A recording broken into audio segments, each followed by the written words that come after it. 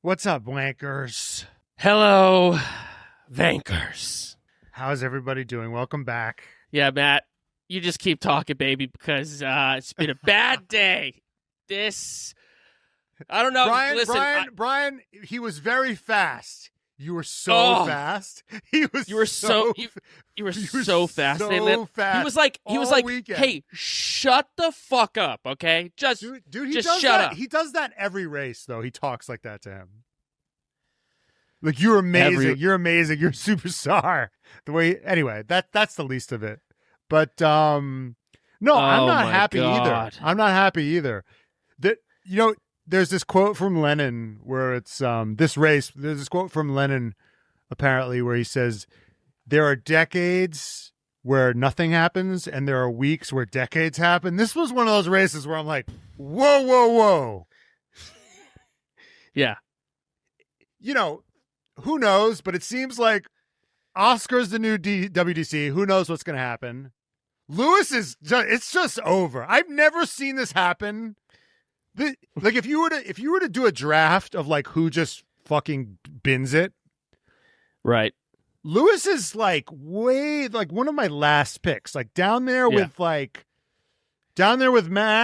I haven't watched that long, but in the 3 or 4 years, like I've never seen it.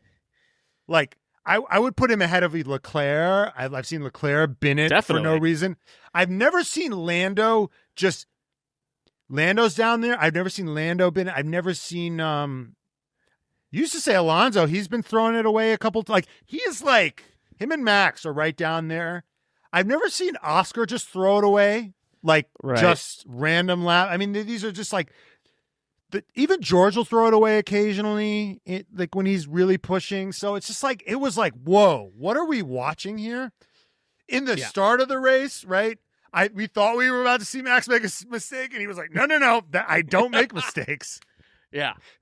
No, so this race was chaos. This race was chaos everywhere. And I was so ready for this episode to just be talking about all of the radios and, George Russell's what? And moving on to braking and, Carlos Sainz talking shit about Liam Lawson, all these things, and we will get to them. But the championship is probably now all but over because of what happened today. And I feel sick. I feel like my stomach dropped. I just feel like it's such a shitty, gross way for this to happen. And especially given like too. We talked about this privately. We were like, we don't want something stupid like this to cause it. And I was worried about this on both sides because we were seeing these. We saw it happen with these Mercedes power units. We saw it happen to George. I think we saw it happen to Sainz. I think Albon. A bunch of these things. I think it might have even happened to Kim. Like it seemed like it seemed like a horror movie with these Mercedes power units. Like everyone was dying at some point. And it was like, when is it going to affect somebody we care about? One of the McLaren guys. So who knows? It could happen to Oscar. Although maybe now they're going to be a little bit more. They're not going to be as cute. They might just be like, hey, Oscar, in Brazil, you're taking an engine penalty or something like that, or one of these tracks where we can overtake. We're going to take an engine penalty. I don't think it's over for sure. I think anything can happen, in one of these races. But it's got to happen to Oscar, right? Yeah, exactly. It's like, now Lando. Yeah, now Lando needs a bit of a miracle. He needs something crazy to happen because now these McLarens look so fast that with all things being normal, I don't see races where they don't finish 1-2. And but there's something's not going to be normal. Like that at one of these times, like Lando's going to maybe one of them's going to put in hopefully Lando. If it's not Lando, then he'll be fucked. But like Lando will put in a pole, then Oscar won't, and there'll be some idiot will put it in the wall, and like what happened to Lando? Remember when he missed there was some yellow flag that he missed out on. It's happened to Lando once. It happens in these races where like there's a yellow flag in your sector and Lando lifted and everyone was like, should Lando have lifted? Right? Where he's at the back of Q3, right? Something could happen. And then maybe Oscar gets hit by somebody when he's going through traffic. Anything can happen still. Right. And let's not forget that I know it was at the beginning of the season, Lando fans, but let's not forget that Oscar basically had a DNF. He got 1 point to Lando's win in Australia. And in 8 or 9 races with a sprint weekend in China, like he got them like he got even in 8 or 9 races. Yeah, I mean, I think I was trying to run the math. Of course, this is, let's just say it, the Red Flags podcast brought to you by BetMGM. We're going to be talking all things Zandvoort, the crazy race, all the radios, all the crazy strategies, Isack Hadjar with a podium, which I wrote down in my notes on lap, let me see it, on lap 32, I go, Hadjar podium, calling it. I thought that podium was because he and Max were on different strategies and Hadjar was going to be able to, like, Max was on mediums and Hadjar was maybe going to go to the end. Little did I know I was sealing the fate of my boy Lando Norris, and that Hadjar's podium comes at the expense of Lando. But, yeah, we're going to be discussing all of that and more. Also, make sure you're subscribed to the pod. Subscribe. Subscribe. And if you are going to be in Austin this year, Vanka Nation, I need you to make sure that you do not leave Sunday night. And if you're in Austin Sunday night and you already have plans, cancel them right now, baby, because we got some big stuff coming Sunday night. If you're going to be in Austin, you're going to want to be there, so stay tuned for an announcement coming up soon. I ran the math, and if they finish, I tried to run the math. I think if they finish 1-2, I tried to run the math. So there are 3 sprints left. There's Austin, Qatar, and Brazil. There's 9 races left. If it was just the races, I think that Lando, of those 9 races, I think he'd have to win 7 of the 9 if they were going to finish 1-2 right now. Because he's 34, he's 34 points down. He needs to win 5 more. If they're finishing 1-2 every race, 7 times 5, 35. You need to win 5 more races of the next 9 in order for all things being, McLaren's dominating. It just feels like, and these McLarens have been so good, and I just feel like every other team now is just focused on next year. They've all just been like, all right, it's over. Even Max today, it's like, yeah, I can get you at the start and kind of show you like how big my dick is. But then, Lando passes him on a first attempt, which we know rarely happens. And then within 5 laps, he's like 15 seconds behind them.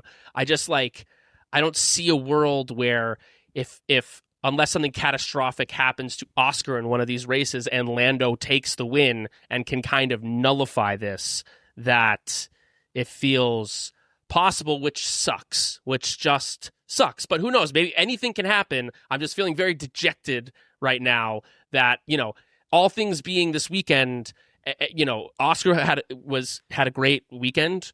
No, he didn't. And he did that was what was incredible. And I was talking about this on the Patreon with Jenny, is everyone was talking about how this is Lando's track. Right. That Lando was faster in all the practices. He was faster in all the sessions, like Q1, Q2. He seemed to have the edge on him. And I've said this before. I said this on the Patreon. Subscribe to the Patreon. It's so important to keeping this thing alive. You have no idea. And then I said this, but you got it first on Patreon, so you're getting sloppy seconds here. You would have gotten it the other day. Oscar's a grower. Lando's a shower. Right. Lando shows up. He's like, he's already huge. Yeah. Oscar shows up to the weekend. He's got major shrinkage, major shrinkage, and everyone doesn't. Right. Nobody knows if Lando's going to be able to get hard by Saturday. Do you know what I mean? Right. Can Lando get hard enough by Saturday to out? Well, Lando's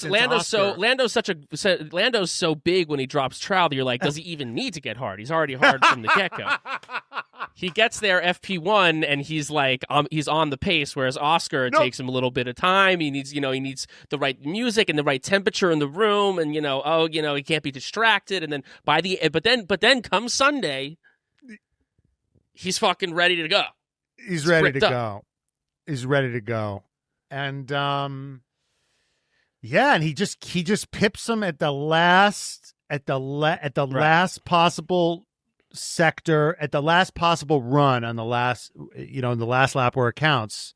He gets him, and but I guess I was like, I was like, I was aware of that, but then I feel like there's been a thing that's happened this season now a couple times where like it's been like one guy's track, and then the other guy's kind of know. This is what happened in Spa when like I wasn't expecting a pole from Lando in Spa. He's always sucked in Spa, and Oscar talks about how much he fucking loves Spa.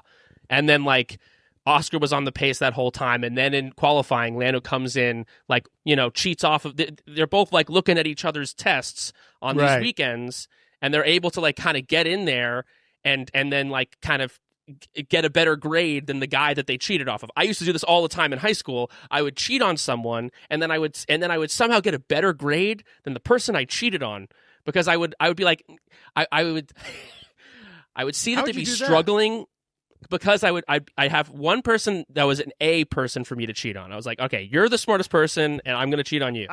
But then I would see where they would be confidently answering things on the test, and I'd be like, all right, they know this, and then I'd be like, oh no, they don't know about question 4. And then I'd look over to B person, who's the second smartest person in the room. And if they were confident on answer 4, or answer 4 was different from them, and then I'd weigh the options, and sometimes I'd wind up with like 101 on the test, and the smartest person in the room would end up with like a 98. This can sometimes be a little bit what happens with these McLaren boys when one person kind of like knows the track a little bit better, that they're both kind of cheating on each other on the test. Right. Yeah. I mean, but Oscar pipped him, and then what happened in Spa was Oscar got him on the opening lap on the rolling start, and Lando wasn't able to do that. I mean, this race. Well, when Max was starting behind him on the softs, we're like, we already know what's about to happen. Dude, I was like, are you kidding me? I was like, Max is behind him on the softs? I was like, he's fucking how is he going to be able to survive this? There's no way. And I mean, Max almost took the lead. That was unfucking believable. 100%. I mean, I knew he was going to get Lando. That wasn't even up for a debate. I would have bet my life. But he almost got Oscar too. Yeah. And then he almost lost. He almost fucking just lost it. But he just is so incredible that he caught it. It was, dude, that snap he had was insane. Yeah. I was like, how the fuck did you just save that? But you got to hand it to Oscar, because he covered off Lando. That was a classic Max thing where you cover off the second guy and then the third guy gets cheeky, and then you go, no, you cover off both. That was like I've seen Max do that 1,000 times, where he takes both toddlers in his hands and he's like, no, neither of you are getting past me. But I mean, Oscar kind of had to win that. I mean, we'll get to the DNF, but Oscar had to, with the safety cars, I'm like, how many fucking times does he have to win this goddamn race? Yeah. Well, what's funny is that, like, he had the 5-second lead on Lando. Right. And then Lando chipped it down to like 3, and he was holding him like, there we go. And then the safety car came, and my idiot brain was like, and guess what? Yeah, I know what you said. You said fucking like, Lando's so lucky. You did. Well, here's what's funny. Matt, I've been on vacation, and we did a Patreon. Normally we do Patreons after this qualifying, but I was like, I've been traveling, and I was like, can you and Jenny just do one? And then I was like, oh, let me listen to what they got to on the Patreon. I was like, there's no way he's gonna listen to this. Matt just starts off with, he goes, well, Brian's not here. I just say, if Lando gets fucking lucky again tomorrow, I swear to God. Lando, more like lucky Lando, am I right? And I was like, well, fucking A. Lando's so lucky, isn't he? Lando's so lucky. Well, that's the thing about luck. I mean, Brian, he could be lucky some races and very unlucky other races. I can admit that look, hold on. This is a new thing that we're doing, guys. By the way, we're probably gonna have to do it we might have to do it less now. But that's right. So, because some people actually think that we're journalists, and they're like, your Oscar bias is showing, your Lando bias is showing, because people actually like I'm fucking Walter Cronkite. Like, guys, if you want objective, you guys aren't objective journalists. Why aren't you being objective? Look at me, dude. I'm in a cave right now. Okay, so to make it really simple to you guys, when we're being biased, we're gonna make it really basic for you. So Brian's gonna have his Lando hat, and I'm gonna have my Oscar hat. So there's Brian's Lando hat. It's honestly, I will update it with a 4 on it. We will update it. I will update it to make it more obvious. I ordered it to Oscar Piastri. I bought your merch. I bought your Oscar Piastri hat. It's taking 9 years to get here, so fuck you. I got my own hat, but I paid you. You're paid, and I'm actually gonna stick with this one. Hold on.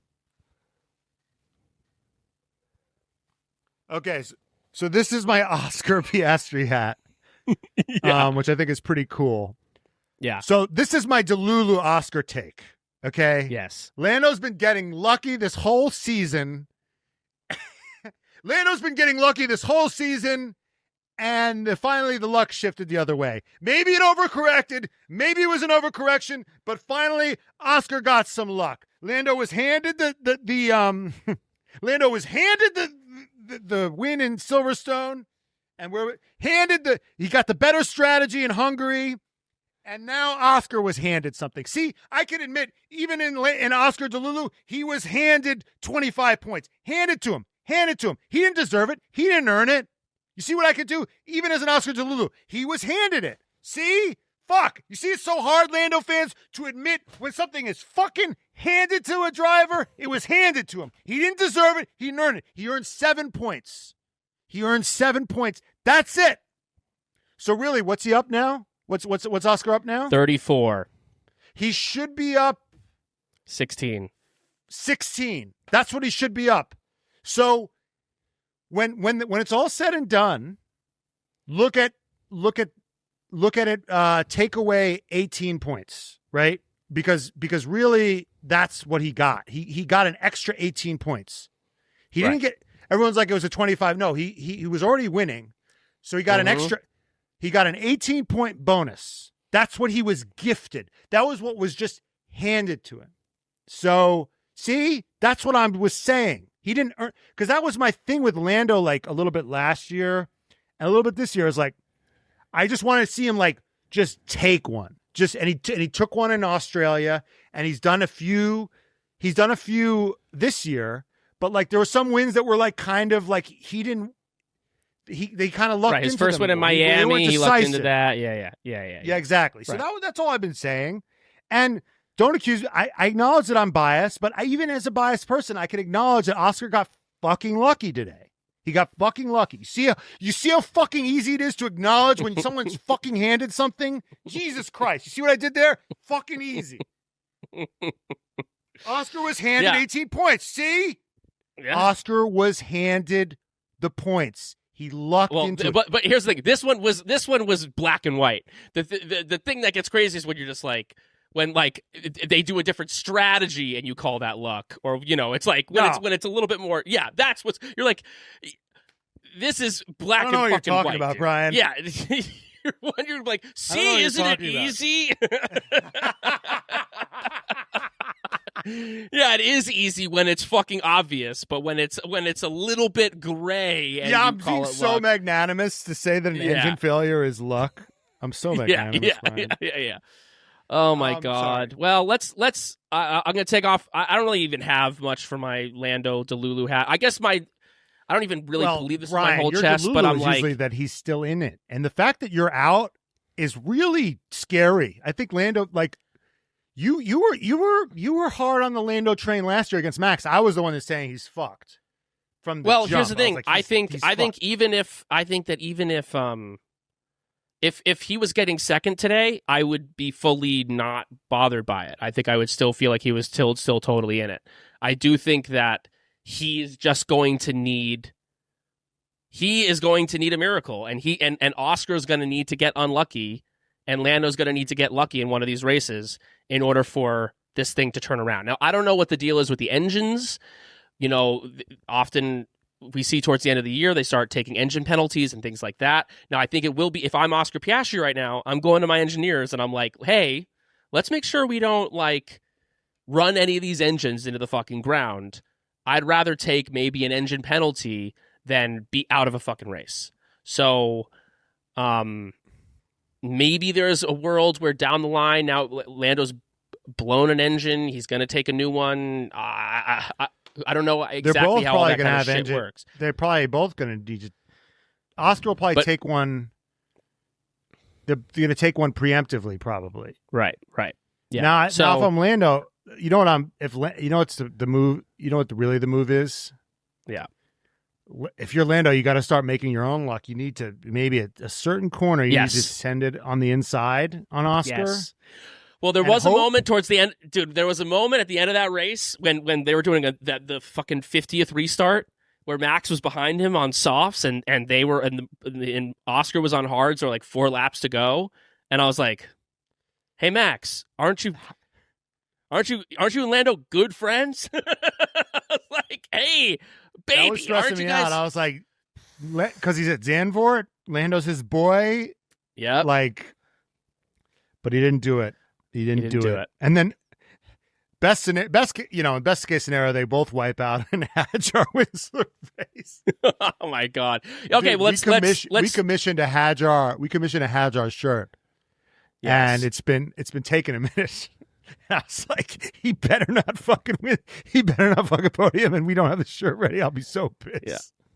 But I'm so happy for Hadjar, let's talk about it. I mean, this is huge. This is huge for him. Because this episode is brought to you by BetMGM.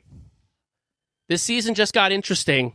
If you want to make some bets on the Formula One season, Lando Norris, I bet, for winning this championship is about to be a big underdog.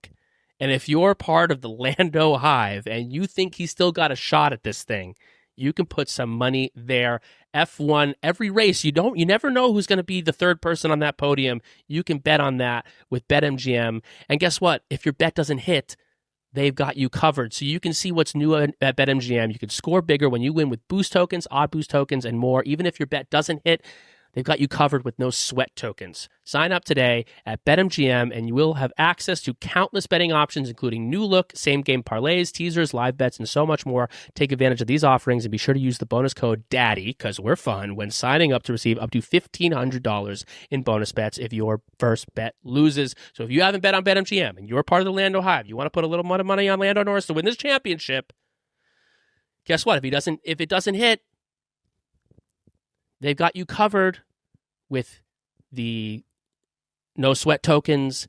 And if you use our bonus code, you can receive up to $1,500 in bonus bets if your first bet, Lando winning the championship, doesn't hit.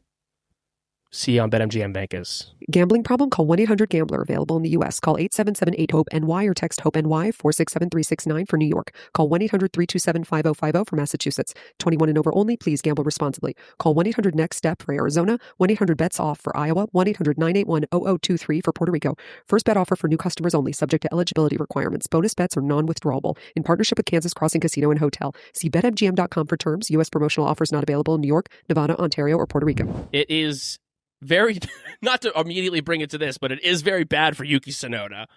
Yuki got points today. I don't know what you're talking about. This is sealing Yuki's fate for next year. Isack Hadjar will 100% be in the Red Bull seat next year, no doubt. Dude, we were like, Yuki's going to get a podium this year, and then Isack got a podium. That's crazy. Here's the thing, though. Yeah. if you're a big fan of Isack Hadjar, I mean, god damn it, be careful what you wish for. Holy shit! Right? Yeah. I mean, how many times we got to see this? How many times we got to see? We saw it with Gasly, Albon, fucking Checo. I mean, who else? Yeah. Now Yuki Tsunoda. No, I mean, how many guys? That seat is cursed. I mean, look at the beginning of the year. Yuki was. I mean, Isack. Who knows what would have happened had Yuki been at RB this whole year, and with how well Isack drives and how P1, P2. how well he's matured. Yeah, probably, but Yeah. but in the beginning of the year, Yuki in that RB was great. We all know that he was. His results were screaming that, hey, maybe I am the man for this job. But I mean, listen, if Isack Hadjar can get a podium in an RB, what the fuck could Max Verstappen do in that RB? I mean, it really is. It really does beg the question. Well, I just think the floor is higher on the RB. I don't know if the ceiling's is high. I mean, God, wouldn't you kill to find out though? The ceiling's pretty high. He got a fucking podium today, and it was and he was in fourth. I mean, he had a great weekend. He qualified fourth. He held fourth the whole time. He had Mercedes and Ferraris breathing down his neck. He didn't falter. And then, of course, obviously the thing happened with Lando, and he gains that position. But even fourth place on merit is incredible. Hmm. And we talked in our last episode about who the top rookie is. And we were having, a bit of recency bias, maybe a little bit with Bortoletto. Although, I mean, listen, Gabby had the rough start today. He was in the wrong gear or whatever, and he lost a bunch of places on the start. But he outqualified Hülkenberg again. Yeah. And it's almost looking this year a little bit like, I mean, without that Hülkenberg podium. I mean, that's a big without. I mean, he went from last to first, but Gabby's the real deal. But Isack, these rookies are fucking good, man. This whole crop is great. Or is Hülkenberg getting that podium? Now he's like, I can die now. I'm done. Maybe. I mean, but Gabby was out qualifying him before that. I mean, I think it's the last. I think now 5 races in a row, Gabby's out qualified him. But we digress. I think Hadjar, for him to start the year the way that he did, with crashing tears in his eyes, crashing in the formation lap of Australia, crying, Helmut Marko calling him whatever the fuck he called him. He didn't say this, but he's basically calling him a pussy. Yeah. Basically questioning his masculinity. He said it was embarrassing. I think he said it was embarrassing. Yeah. And now he's looking like he might be the future of the Red Bull Racing organization if Max Verstappen leaves for greener pastures somewhere else in the next couple of years. And it's kind of an indictment of the whole. It's kind of an indictment of the whole junior system in general, but it's also an indictment of the way Red Bull picks their drivers because they were not excited about him. He was kind of like the next guy up. Yeah. It's like, okay, we have a seat to fill. Who's our next oldest guy that's available? Because really, they're excited about Lindblad. Like, that's their guy that they're hyping. He was kind of the tweener in between the Liam, because they were excited about Liam and Yuki. Well, kind of. They were kind of excited about both those guys. They weren't that excited about that. I think the T is that Christian was less excited and Marco. I think the deal is I think Marco likes guys like Liam because they're fight. Like he's a fucking. I mean, with Simon, we know he's a fighter, right? We'll discuss that after this. Yeah, Liam's like a tough guy, and I think he likes Max. Max is a tough guy. He likes tough guys, right? Isaac's Isaac's not a tough guy. Well, that's why I think Marco likes these old school tough, right?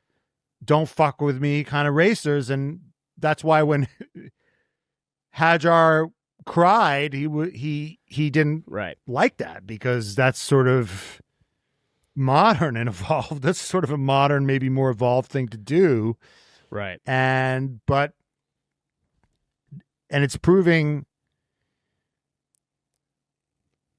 it's almost like they lucked into a good driver as opposed to. Yeah. I mean, he wasn't that much on people's radars. And then last year he has the great year in F2. And obviously there's been all the chaos and turnover at Red Bull, Checo, Ricardo, Liam coming in. And now Isack was kind of, an afterthought. Yeah. And you cannot consider him an afterthought after the year that he's had because, sometimes there's fluke podiums. Lance Stroll has a podium or two. And, Kevin Magnussen got a podium in his first F1 race ever. But the year that he's had, he's been so consistent. He's been so strong. After that first race where you could have seen that totally fuck with his confidence. And then Liam's been catching up to him the last, 5 or 6 races and shrinking that gap. And then for him to come back from summer break and have like a flawless weekend where he holds on to fourth, fighting against Mercedes and Ferrari and almost catching Max on his own. I mean, he was in Max's DRS a few times. I thought that he was going to catch him on merit. And honestly, I think there was some. Yeah. I mean, pinnacle of motorsport. I think there was some summer rust or something. Dude, this whole thing I did right. I wrote, dude. I said this is full back to school energy. I mean, dude, it was like me when we sat up. Like when we set up, I was on a trip. I had to put all my shit back, and nothing was where it was, and I was sucking setting my shit up. Right. But I'm me. Right. These guys were befuddled out there. Yeah. They didn't. It's they didn't know how to drive. Max spun out in free practice. But it just shows Hadjar fucking locked in. Everybody else on a trip, posting on Instagram. Yeah. Alex Albon in the Dolomites. All these guys on trips, thirst trapping. Fucking Hadjar locked in. Locked the fuck in. Yeah, it was super impressive from him. Then, meanwhile, it was also back to school energy a little bit because, when you get back to school and you're like, this motherfucker. That was Carlos Sainz with Liam Lawson today because Carlos Sainz did not hold back his words when talking about Liam Lawson today. Mm-hmm. I mean, the crash happened. He said something to the effect of like, it's always this fucking guy. It's always this guy. Yeah. Then he gets a pen. Then they touch. I mean, Carlos was moving on the outside. Liam had the inside line, and then basically, I don't know if it was that he just had some understeer or what it was, but he didn't.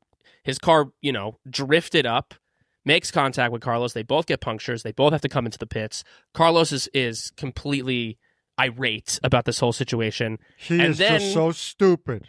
Oh my God, this guy. It's always the same guy. That's what he said. Always the same guy. Have they had run-ins this year, the two of them? I don't think that they have.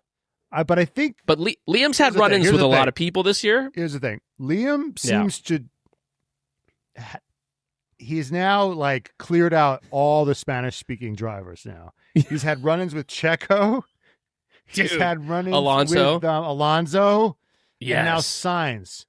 I don't think there's anybody left. Who else speaks Spanish that he's... There's nobody. Who speaks Spanish? Nobody. I think that's it. Yeah. So if you all he needs now is now he needs to just go to IndyCar and have a run-in with Alex Palou, and then we're really there's Alex Palou about to win the Indy 500, and he just fucking clears him out. Yeah, Liam Lawson needs to stay away from these Spanish-speaking country. Spain and Mexico are no-goes for you, my friend. California, I'm like, well, dude, what are you doing? Yeah, dude. Yeah. You flipped off Checo in Mexico, and you're hanging out in California? What are you doing, man? What's wrong with you? That is not a good move. Yeah. So I think I know, I think maybe the Spanish speakers have talked shit about him, maybe. Well, Carlos Sainz does feel like, beyond maybe the Spanish speakers, Carlos Sainz does kind of feel like a guy he's like the popular guy at the school. He's who George Russell wants to be. He's friends with everybody. Like, he knows everybody's plights. Like, he's socially adept. Like, he's socially savvy. So he's aware of, like, sometimes I get mad on other people's behalves. Like, when I have close friends that are betrayed, sometimes my God, like Brian is I take it longer than other people do. Brian's held grudges for like 10, 15 years. Not only has Brian held grudges against people for 10, 15 years, but then those people will squash it. Yes. And he'll still hold on. He's like hold the grudges on behalf of other people. Yeah. Yes. I feel it very intensely. Not even with his own grudges. Yeah, I'm willing to let certain my shit go sometimes faster than I am willing to let, like, no, you fucked over someone that I care about a lot. No, you are no bueno in my books. But I feel like Carlos Sainz has a little bit of that, where he's kind of like, he's been seeing how Liam Lawson's been moving. Yes. And he's not liking what he sees. He's been clocking it. He's been clocking it. And then afterwards, in the press conference, he doubled down. He was like, you forgot the best part, where the guy tells him, and he goes, "We've got the penalty." He goes, "Who? That who was unbelievable. And he goes, we what did he say? He said it like it was like the most broken English. He goes, "Who gets a penalty? Me? Yeah. And then he goes, we get. He goes, "That's the most ridiculous thing I've ever heard in my life. I want to spin." And Sainz is basically like, "I want to speak to the manager. To the manager. This is ridiculous." Yes. Karen of the Day is going to be a 1 hour segment. Yeah. Because everybody was outraged and wanted to speak to the manager. Yeah, this race was fucking amazing. And you know what? There were so many amazing radios today, and I don't know if you clocked this. I don't know which broadcast you were watching. Were you watching Crofty or were you watching F1 TV? If Brundle's not there, I don't watch. So all right, so you're watching F1 TV. I don't know if you clocked this on F1 TV. There were multiple times where you heard the crew in the F1 TV room laugh. Yes. Did you clock that? Yes. Yes. There was like when Russell was asked to like move over for Kimi. Yes. Like, what? Excuse me? He said, sorry? Sorry? I can't believe how his voice can get so high when he's like that. Like, he's like, sorry? And you literally heard like chuckles from the room. You know, like there's a new thing in podcasts. We don't do this, but there's a new thing in podcasts where like if someone makes a joke, you hear they let the producers laugh and you kind of hear it in the background. That happened multiple times today. Caleb does that a lot. Yes. And Heron? Then there was the whatever his name is. Yeah, Caleb Heron. Yeah. And then there was like penalty. Oh, when they were like we're going to discuss the Leclerc penalty after the race. You heard a guy in the background just goes, "Oh." I loved it. It was unbelievable, and because the radios today were so rich and amazing. It really was. Today was like a reminder about why this sport, as a television watching experience, is so amazing. Because people are like, why do you care? Just like the same guy, this year you can look at it. Why do you care? The same guy wins every race. It's not even that exciting in these ways. These guys are battling for like 10th and 11th, but like where else do you get to hear people like unraveling on live television, hear people like reacting to it, laughing at them, with them? The whole thing was like this, and then I mean, and dude, you don't even how about in screenwriting you learn, visual storytelling is best. Let's start with part 1 of visual storytelling. Yes. I mean, first, Kimi's let through. First of all, let's just talk about potential hottest moment of the day. Leclerc with that fucking move on George Russell. Just NASCAR rubbing his racing. Just, I am coming through. Oh, that rocks. Unbelievable. That fucking sick. Charles Leclerc, team on his back. He did an undercut. got fucked by his own teammate, Lewis Hamilton, because he came in, got completely screwed, is somehow back in the mix, driving his fucking ass off. Kimi. Because that's you know why, Matt? Because that was his place. George Russell was in his place. That's my corner. Right. Avon that was his place that he lost out to. So he said, I'll be taking that back. Thank you very much. Taking that back. Suck off my George fucking Russell. Monegasque dick. Suck my whole fucking tax haven dick. my whole take my whole principality. So basically to me, Kimi, I think, was out in Q2. Qualified like shit, but I think probably had a decent. I mean, I'm not looking at it, but he obviously had good strategy, good race pace, was in the mix. George has damage from that amazingly ballsy overtake by Charles Leclerc, which had dubious legality because apparently, because of something called rules, Leclerc was off the track. But who cares? It was guess what? To me, I'm like, that shit passes the eye test. That shit rocked. That rocked. You know, it's like in basketball where a guy travels but does something sick. They just give it to him. It's like, I don't care that was 5 steps. That was sick.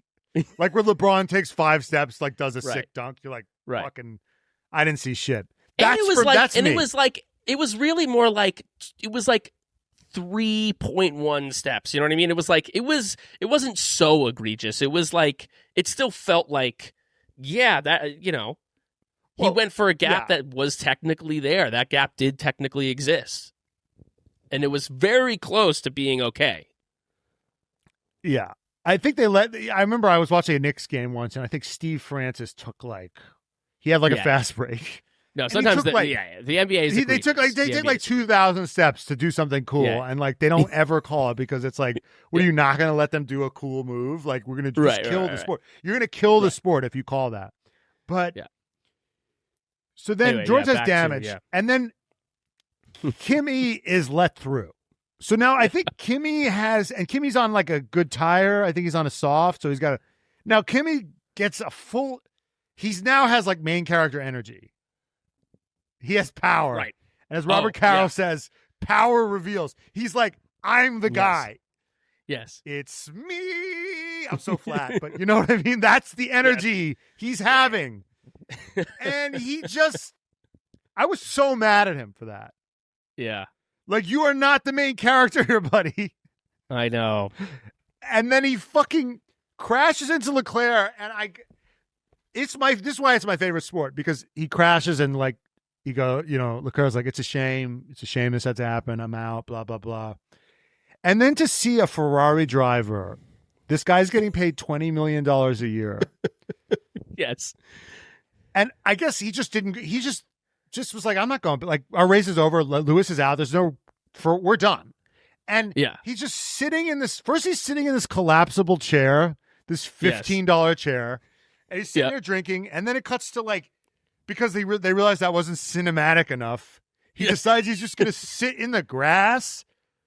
On top of the hill. On top of the hill, it's the Sound of Music, but depressing. Yeah. The hills are dead. With the sound of darkness, the sound of silence. There's a Beatles song called "The Fool on the Hill." How does it go? Do you know that song? Day after day, alone on a hill, the man with the foolish grin is keeping perfectly still. And nobody wants to know him. They can see that he's just a fool.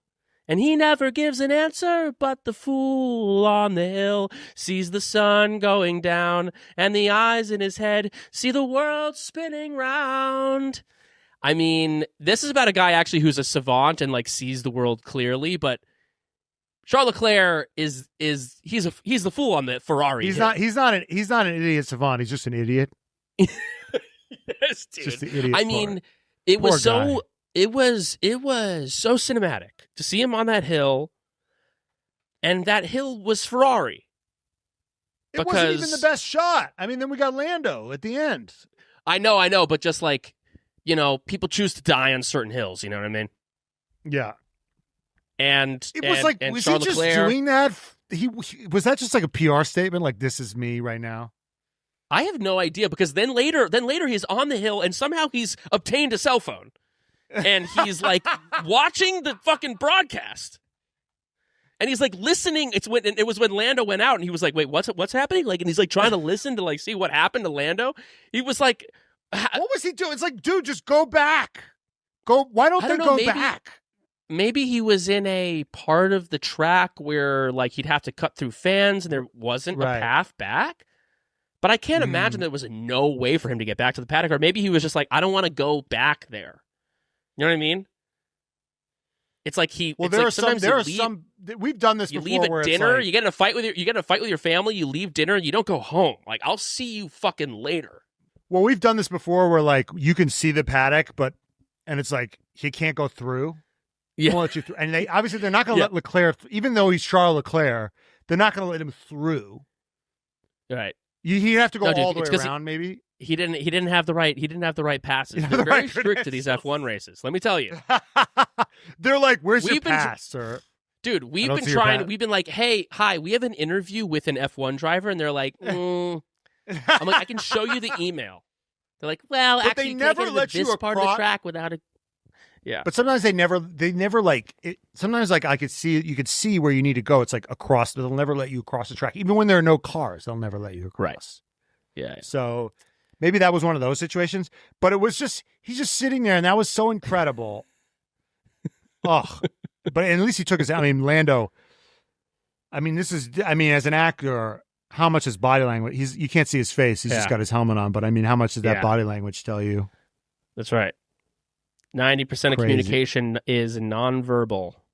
I mean, it's devastating.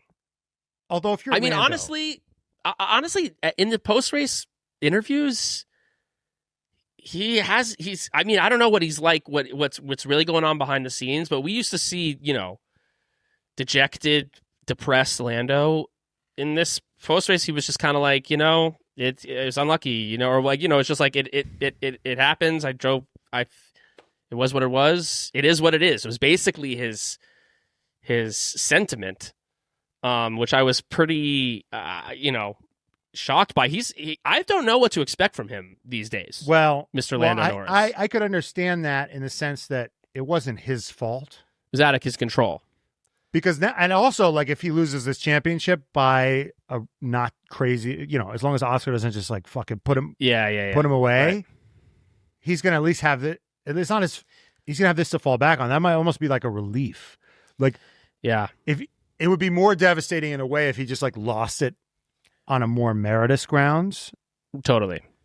So, I mean, if you're really feeling the pressure, this is almost like a relief. Could be seen as a relief. Yeah. It's a little bit of like a pressure release there. Yeah. Now he's kind of playing with house money. Like, he can win, and everyone will like he's a hero, or he can lose, and his fans will be like, well, he got unlucky. Venkers, this episode is brought to you by SKIMS. Venkers, I've been on this vacation. I've been in Scotland. I've been hiking through the Highlands. And when you pack, you got to bring your fave underwear. And let me tell you, my SKIMS underwear is my favorite. Every time I pull out a pair of underwear that's not SKIMS, I say to myself, today's not going to be as good of a day. They are genuinely my favorite underwear that I own. So much so, you know what? When you're on a trip and you've brought, you're on a trip for 10 days, you brought 8 pairs of underwear, right? Or you brought 10, but you sweat and what? It's just like sometimes you have to reuse underwear. Guess which underwear that I'm reusing on this trip to Scotland, baby? It's my SKIMS underwear. I don't know if that's gross, but we all have to do that sometimes. And when you do that, you're going to choose the underwear that you like, that's well made, that fits right. It's everything that you want. I genuinely love my SKIMS underwear. They're comfortable. They breathe well. I never chafe with them. I got thick thighs and they never chafe. I've got the cotton 5-inch boxer brief. I've also got the stretch boxer brief. I love the stretch. I'm going to be a little bit more active. I love the cotton if I'm just going to be lying around in bed watching The Real Housewives of New York, which is the current thing that my girlfriend's making me watch, but we love it. We love reality stars, just like our queen, Kim Kardashian, the founder of Skims. So you need to get your Skims underwear. You know, you thought, oh, Skims, it's for the chicks. No. They make underwear for guys, and I'm a guy and I love it. You should get yours too. So shop Skims Men at skims.com and Skims stores. Let them know that we sent you. After you place your order, select podcast on the survey and select our show in the drop-down menu that follows. Skims is the official underwear partner of the NBA, WNBA, and USA Basketball. What great company they are in to be a part of the Red Flags family as well. So get your Skims today. Venkers, as you know, we at the Red Flags podcast make amazing merchandise. The likes of Emily Ratajkowski have worn it. The likes of Kristen Bell have worn it most recently. And you know where they went to go buy that merchandise? On the redflagspod.com. You know where our online store is set up? Through Shopify, baby. That's right. We are proud that this episode is brought to you by Shopify. We are tried and true users of Shopify. We make it. Everything that we sell on our perfect merchandise website is sold through Shopify. When we started this podcast, we just thought it was going to be talking to microphones, and now we have a full-blown business, and Shopify makes that whole process so much easier. Shopify is the e-commerce platform behind millions of businesses around the world, and 10% of all e-commerce in the U.S., from household names like Mattel and Gymshark to brands just getting started to on their way to being part of Fortune 500 companies like the Red Flags Pod. Get started with your own design studio with hundreds of ready-to-use templates. Shopify helps you build a beautiful online store to match your brand style, accelerate your content creation. It's packed with helpful AI tools to write product descriptions, page headlines, and even enhance your product photography. Get the word out like you have a marketing team behind you. Easily create an email and social media campaigns wherever your customers are scrolling or strolling. And best yet, Shopify is your commerce expert with world-class expertise in everything from managing inventory to international shipping to processing returns and beyond. We ship internationally. We do it all. Shopify makes it easy. So turn your business ideas into...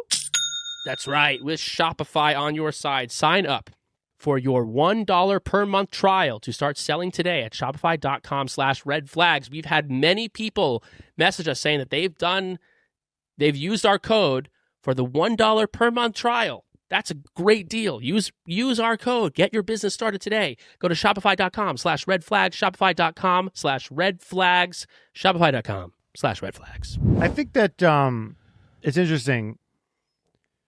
I think if you're Max, it doesn't seem like that's in Lando's nature. Lando is so critical of himself.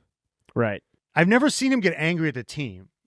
Like if Max had an engine penalty, if Max engine blew up in a situation like that, Red Bull there'd be no more Red Bull.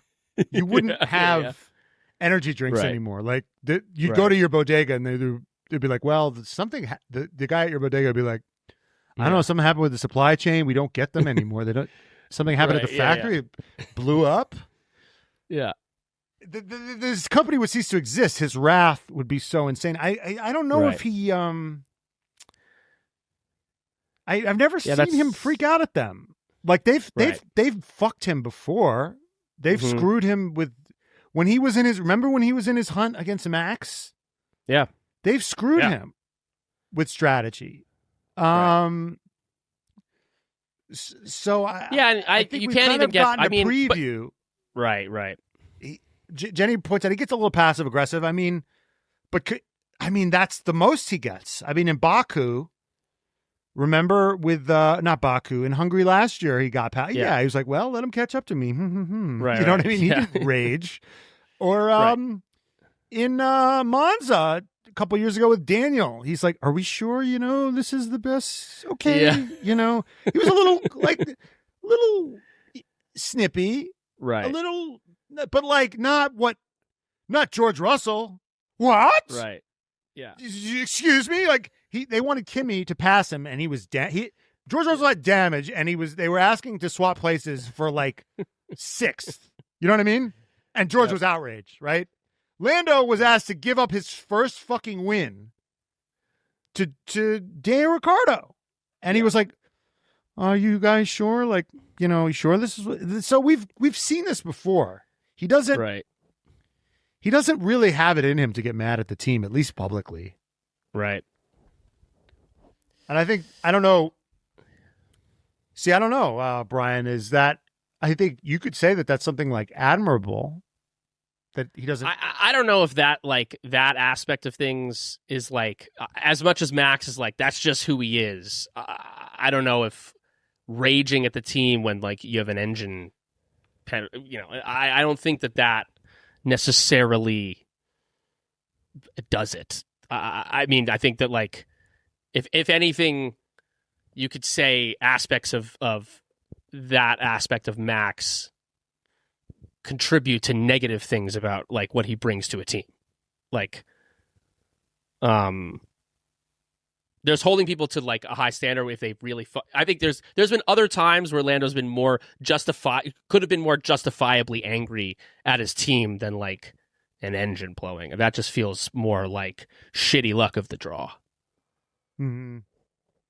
Yeah. Well, I guess I don't know where. Hindsight's 2020. They can look back and say, well, yeah, these engines were that in this place, and whatever. But I think them in Hungary last year and them waiting to prioritize him last year were things that were, more justifiably egregious than this. This is not, but this is, in terms of consequence, it's devastating. It's devastating. I we'll see how he responds, but yeah, he's gonna. I mean, I've said it, he's gonna need to be like superhuman for the rest of this year, to pull this thing off without something really going wrong for Oscar in one of these races. But there's 9 races left, so we'll see. Should we go to our awards for the day?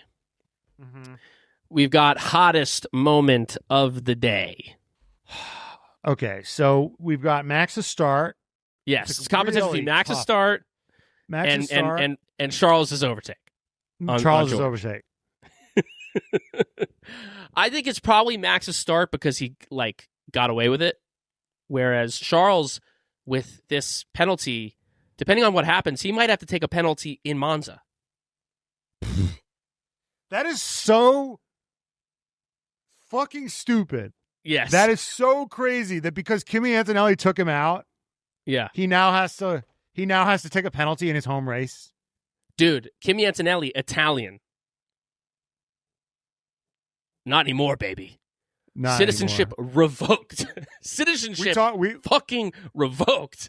We have an Italian guy who does our merch now, and we were like, so like, how we feel about Kimi Antonelli, Charles Leclerc? They're battling for WDC, and he was like, Charles Leclerc, it's not even close.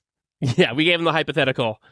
Who would you be rooting for? He's like, fuck. In that scenario, fuck Kimi Antonelli. They wouldn't piss if Charles Leclerc was racing for Ferrari against Kimi Antonelli for Mercedes. They wouldn't piss on Kimi Antonelli if he was on fire. Crazy. Yeah, crazy. So for him to take out Leclerc so much, for him to take out Leclerc and then Leclerc to potentially have a engine penalty at their home race next week will be. Crazy. I want to say, Jenny pointed out, we didn't say this earlier, we can go radio of the day next. One of the maybe best radios of the day was Charles Leclerc immediately after overtaking George, being like, I was totally fair and can't complain about that. I was totally within the rules. Yeah. That was another moment where the F1 TV crew started laughing when he was like, you've done something wrong. And you know how I know that you've done something wrong? You immediately said, I did nothing wrong. I didn't do anything wrong. Wasn't me.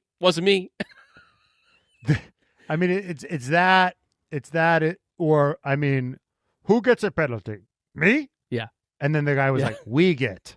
And honestly, dude, there was, Will Joseph, you were so fast today. Yeah. So fast. You're such a good boy. Yeah. Your dick is so big. You're so handsome. Everyone loves you. Loves you. I remember, like in middle school, there was a there was like, I think we were maybe in 9th grade, and there was like the 8th graders were in like a middle school championship game. And at this point in my life, I never really had like a girlfriend when I was in 9th grade. I got my first girlfriend like in 10th grade. And I remember there was this kid who was on the 8th grade team who like had a girl, like he was like the king of 8th grade. Of his 8th grade class, like he was the king of the middle school after we had like moved on to high school, and we were like the runts of the high school, and this kid was like, you're set up to be like fucking the shit. Yeah. But he still looked up to me a little bit because I was an upperclassman. Also, when you're in 8th grade, like you don't the high schoolers are not like stealing all of your women. Right. Yes. So when you're in 9th exactly. grade, you it's just they're all gone. So true. So in 8th grade, in 8th grade, they all the women are still like in your sphere. Right. So he was like, and he like, so they were playing in the championship game, and they lost, and he was like so sad, and he was like crying, and I saw him after the game, and I like gave him a hug, and I was like, dude, everything's still great, man. Like, you're awesome. You've got a great girlfriend. And like your life's, and I was really just like, dude, like it's okay. You have a girlfriend. Like that's so cool. Brian, have you seen Wrong Number Catfish? No. Catfish Wrong Number, dude. Get off this podcast and watch it right now on Netflix. It's incredible. I forget. Wait, why was I saying that story? Because it's what Will Joseph does to. That's you're what. So Yes, amazing. exactly. You're so handsome. Your family loves you. You have he was such reminding pretty eyes, Lando and your about... hair is thick and luscious. Yes. And did you see the quadrant stance fill up? That was incredible. Yeah. Like you're so fast. Like, all right, relax. He was in 2nd place the whole time. Like, what is happening here? Yeah, you don't have. There are times where it's like he does talk to him. He talks down to him in this weird way. But maybe Lando needs it. I have no idea. I just don't think. I don't know if he needs it like on the. I don't think he needs it like publicly in that moment. You were so fast. Like that just seems like he's talking to a 5-year-old. You were like super fast. Right. I'm like, I know it's going at the man. base. It's going at like the base desire. It's kind of like, you are a real boy. Yeah. It's just going to you're right. It's going to like the inner child of him. Right. Yeah, he was going for that. Then on the other side of the coin, a man who will not be treated like a child, fucking Fernando Alonso, being like, they're like, how did the tires feel? He goes, well, I don't fucking know. Because he's like, you always pit me into traffic. You always pit me into fucking traffic, so I can't fucking tell you. Fuck you guys. I mean, and then I think it was Julian Palmer was like, well, he started 10th. I don't know where they were supposed to pit him to. Although he finished 15th, and this is just what I mean. He finished 8th. He did. He finished 8th. Stroll finished 7th, and he started in Middle Earth. He started like he had the worst. I mean, this is life in a nutshell. Whereas you're Alonso, you work your way from nothing. His dad built him his first kart. It was a hand-me-down from his sister. Like, he worked his way from nothing in Spain. Poverty. He's got no chest muscle. And he works his way from poverty into becoming a world champion. He's old. He's holding on for dear luck. And then, like, his boss's son wrecks his car twice, starts in the last. Crazy. And then just, like, lucks into 7th place because of good strategy. I mean, it's fucking crazy, this sport. Yeah, well, it's also, obviously, Stroll was able to finish there. They did a crazy, they brought him in right, like, very early. They were kind of early on this rain is actually bullshit. Like, this rain's not going to be anything. We're just going to go on to slicks. We're going to proceed as normal while everyone else was kind of, like, waiting to see if the rain got bad enough they were going to need inters. But, I think it's easy for people to rag on Stroll. Stroll's such an easy target. Like, if I go to you and I'm like, what's your F1 hot take? And you're like, Lance Stroll sucks. I'm like, well, That it's the lowest hanging fruit that there could possibly be. It's the ice F1 cold world. take. It's the cold. By the way, we get so many of those when we do them. Yeah. It's like, dude, come on.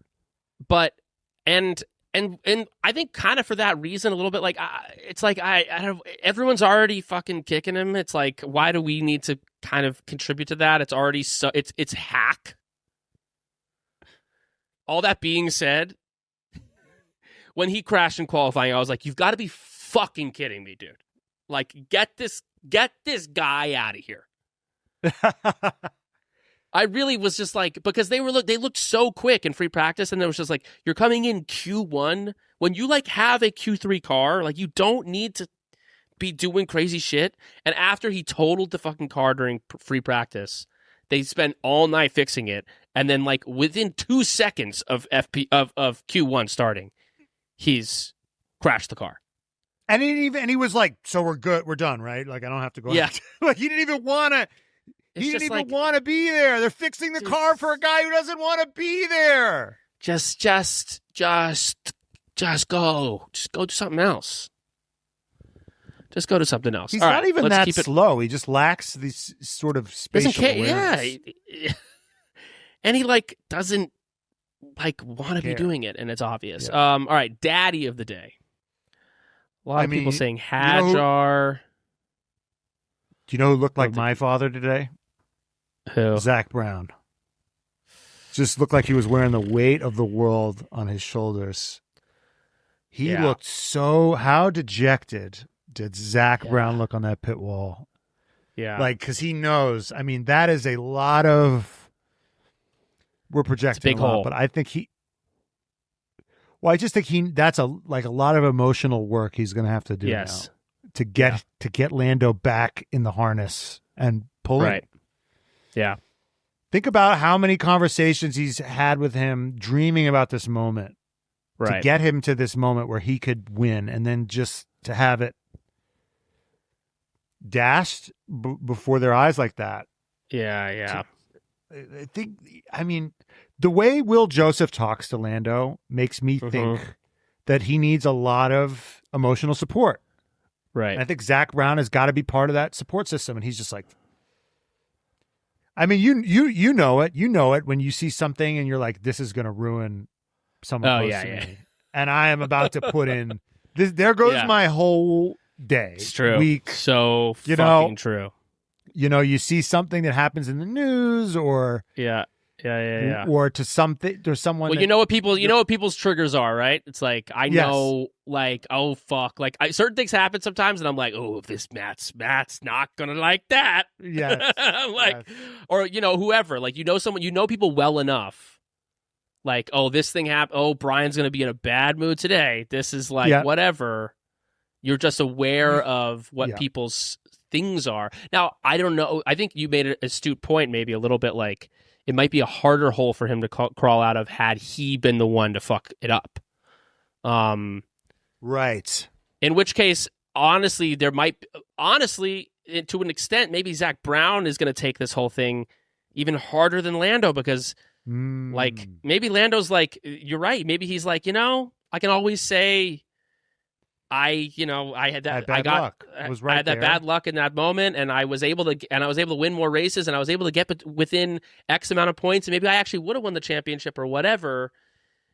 But from Zach Brown, who's put in all this time and energy, he's invested so much, both financially and time and emotional energy into Lando, into turning him into a champion.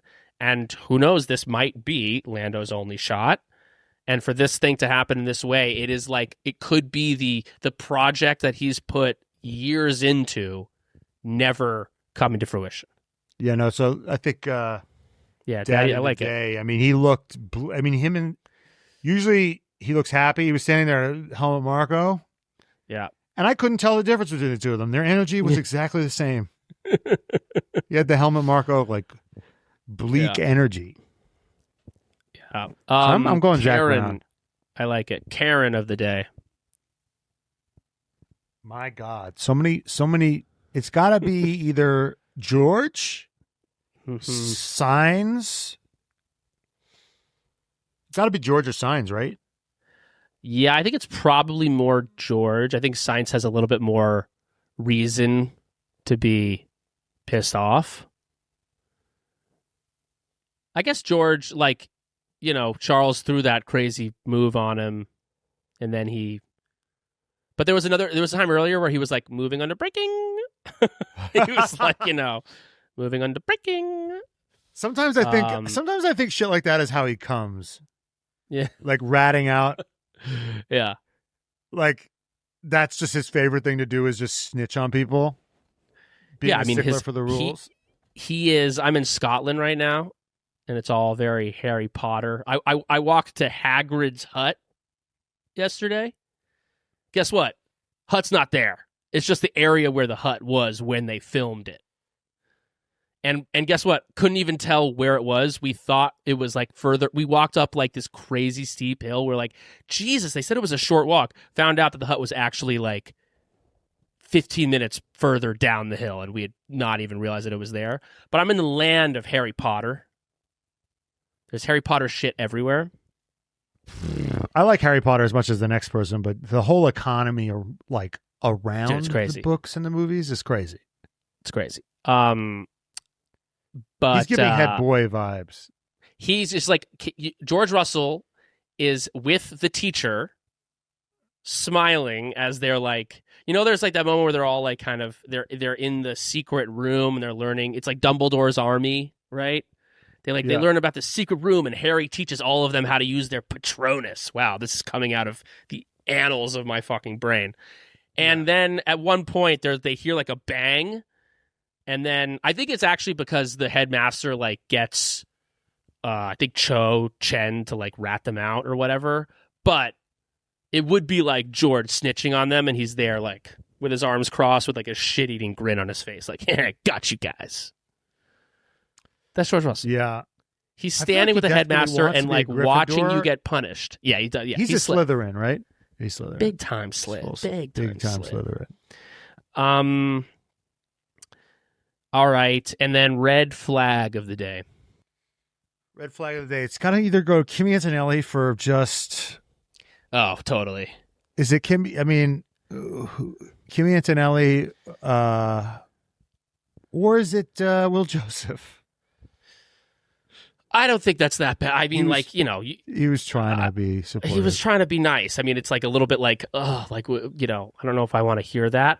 But it's either, I mean, it's by Delulu Lando hats on. It's the fucking engine. It's these Mercedes fucking engines. It's Toto Wolff. Toto Wolff for selling all these lemons. For selling all these lemons to his customers. Yeah. No, it's Toto Wolff for emboldening Kimi Antonelli. No, you could hang this all on him to this whole weekend. He emboldened Kimi Antonelli, and he's selling all his customers a bunch of lemons. His fucking Mercedes power unit sucks. All of a sudden, it sucks. It's had more retirements. It's had like Sainz. Yeah, we've went over the Sainz, Albon, Russell. Yeah, I think Kimi might have even had 4 or 5, now 6 retirements. Yeah, and everyone's like, these engines next year are going to be so good. I'm like, wow.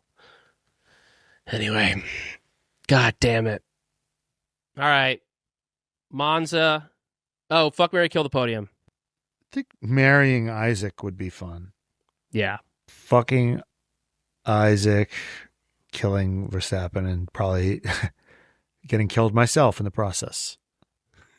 That's right. So you're marrying Oscar? Yeah. No, fucking cool. Oscar. Fucking Oscar, okay. I'm gonna do the same thing. Marry Isack. Fuck Oscar, kill Max. Before we get to our predictions for Monza, we got to shout out Kristen Bell. Another fashionista, another celebrity with great taste in both drivers and merchandise.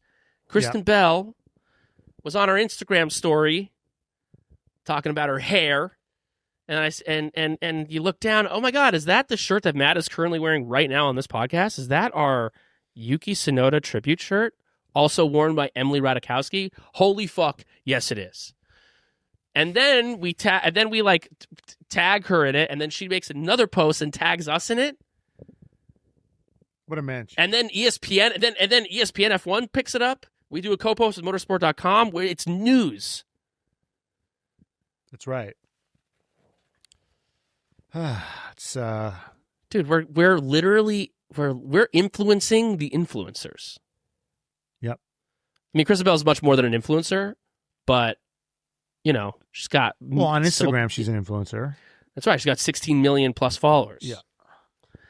So if you haven't listened, we don't know how much longer Yuki Tsunoda's going to be in this goddamn sport. So you better buy these shirts while you can. They're going to be collector's items pretty soon. That's right. Listen, join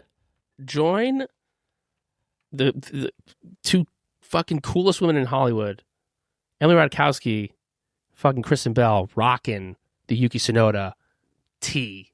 Get yours today, theredflagspod.com. Free shipping. Shipping is free. What you see is what you get. And join the Patreon.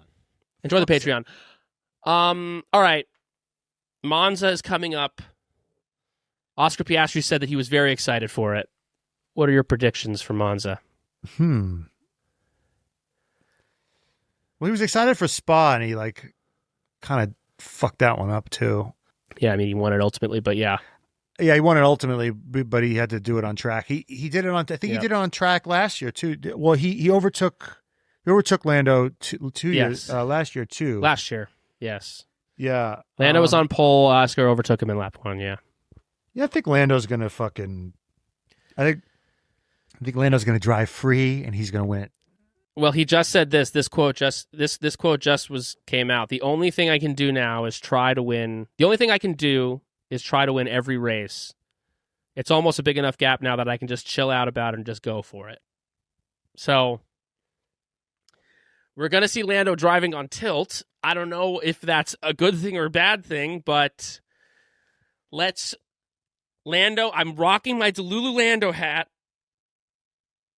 Come on, Lando Hive. Don't give up quite yet. Just yet. Let's take a victory in Monza. We'll see. The high-speed tracks have also been the ones where Red Bulls, maybe had some decent pace. I could see Max Verstappen kind of shoving his nose in there. If he could split them, I'm going Lando, Max, Oscar, my podium. Although, do you think that last thing I want to cover, something I've been thinking about.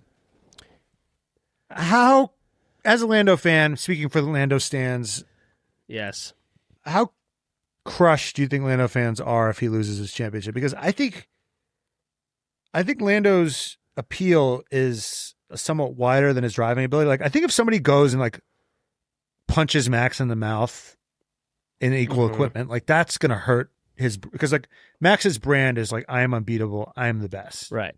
Yeah. That's not really Lando's brand. Is that I'm fast and I'm relatable and I'm a nice guy and I have a heart, and there's a dignity about him that I think people really relate to. So I think it would almost be a bigger problem if he was mean. You know what I'm saying? Right. Yeah, if he did what I said that he should do last year in Hungary and say go full, evil, that he needs to, go against his morals and principles in order to be the winner that I want him to be. Right. He wants to win his way, which is he wants to win being the guy that he is, which is, I think, not in the case of the engine failure, but is, well, this year it was, it was still potentially on. It was on. It was on. It was definitely on. I think it's interesting that maybe what some people might say is his, not, I would say his biggest weakness, it's all relative because he's very strong, but his biggest weakness on track is maybe his biggest strength in terms of his appeal, which is his it's his accessibility. Right. And I think I think ultimately it's the way he drives, like and the way he behaves rather than like the result. So I think, I think Lando. If I'm a Lando fan, I can kind of live with this. I think Lando Hive and Lando stands like will continue to support him. I mean, Daniel Ricciardo never won a WDC. Daniel Ricciardo is still one of the most popular drivers, in the sport, and he, for the next, he'll be more popular than even like potentially an Oscar Piastri, who's also Australian, who's going to win the WDC this year, most likely. Like Daniel Ricciardo will still have a bigger fan base, and more people will know his name globally than Oscar. I personally, I like Lando a lot. I've chosen Lando as my guy, but like I'm a sport fan who wants my guy to win. Yeah, of course. And listen, I'm a Mets. I'm it's like I want him to fucking to win, and I just I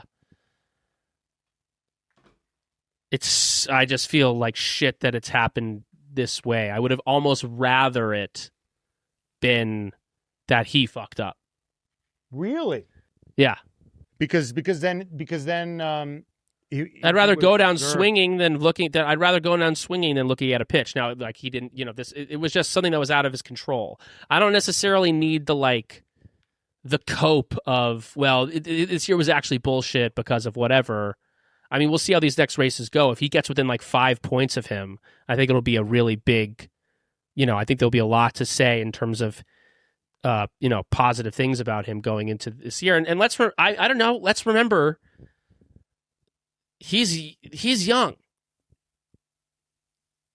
This might be his only shot, but who knows? Next year might be if the Mercedes engine is the engine to have, and we've seen what McLaren's been able to do with it, and we've seen the shit show that can be Mercedes, especially with the chaos of Kimi and maybe Max Verstappen wanting that seat, and who knows what George Russell, or at least at the end the end of the set, at the end of the regulation set, like maybe not at the beginning. Yeah, but this is sort of what happened. See what happened to McLaren at the end of the regulation set. They kind of got there. Well, we'll see. We'll see. I mean, they've got people on. They now have like a well operating machine there. But he's 25, and Oscar is what, 24? They're a year apart. Yeah, they're a year apart. So they both have a number of years left in this thing. It will be sad if this is his only shot, and this is the way that it kind of was somewhat decided. Now, of course, Oscar won this race. He would have had a 16-point lead. But if Lando can get within those 16 points at the end of the year, I think that's a victory in my mind. Unfortunately, like you talk to people like Felipe Massa, right? About what if it wasn't for this bullshit thing that happened, or it wasn't for tons of those. There's tons of those that nobody fucking cares about. Yeah, it's just one of those things. It's one of them things. Yeah. Well, okay, I think it's going to be Lando, Max, Oscar. What do you think? Podium, Monza. Lando, Oscar, Max. All right, Vankas. That does it for us. Vanka Hours is going to be coming out a little bit. It'll be coming out Wednesday, just a little bit later because of scheduling stuff, but it'll still be coming out Wednesday, but just Wednesday afternoon, not first thing in the morning Wednesday. Also, subscribe to the Patreon. Subscribe to the fucking thing.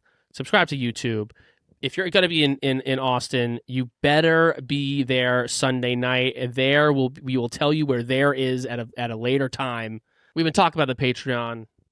Join the resistance, but we got to thank our daddies of the pod. These are our primo Patreon members. They get shout-outs every pod. We got to thank Kayla, Robin, Jordan Texera, Jay Lingle, Spencer Grieve, Javier Mara, Sheila Valeri, Chandler, Ali Santana, Carla Juarlo, Kimberly Whalen, Alonso of My Face 69, Donya Denad, Deadbeat Daddy Muhammad, Jimmy, Kimmy, sponsored by Mommy of the Pod, Hollister 584, Delusional Science Fan, Kat, Future Dog Tour Dion, Steph Grossi, JB Fresh, Laura, Emily Gillenwater, Cody Hull is my F1 daddy, Branch W, keep up the science hate, Hunter Scruggs, Salmonella Mozzarella, I'm a Leclerc fan, and yes, it hurts, Jay Kess, George Russell is evil Peter Parker from Spider-Man 3, Matt Edwards is always right, I wish I was Max and Danny's love child. Delaney Andrews, Henry Caskey, Miles Lewis, Alexander, the real Total Wolf. Meggie B, Kaylee Breyer, Eva the Y, Aaron Fiber, Devin, a.k.a. the future Dr. Sullivan's PA, Courtney Frazier, Yuki Sonoda's other mother. Jenny is the reason I am a daddy. Megan, Aaron, Pineapple with a Y. Matt has a secret boner for Carlos Sainz. Unfortunately, it's Gary. Carolina, my name is AJ and fuck the HOA. K-Mag can fuck smash my door any day, the official F1 race program and its executive editor, Sarah.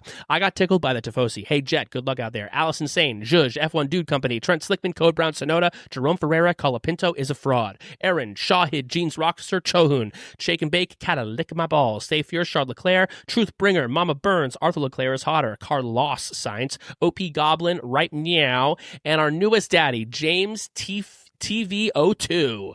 If you want to become a daddy of the pod, go to patreon.com/TRFpod. Become our benefactor today. The Patreon, we live and die for you. If you love this podcast, you get it for free. Be willing to pay just a little bit more and get extra episodes plus live hangs if you're a $10 or more, daddy privileges. Be a part of this revolution that is the Red Flags Pod. We love you, Vankas. We will see you in for Vanka Hours on Wednesday and Monza. Goodbye, Vankas. Lando, you can still do it, baby.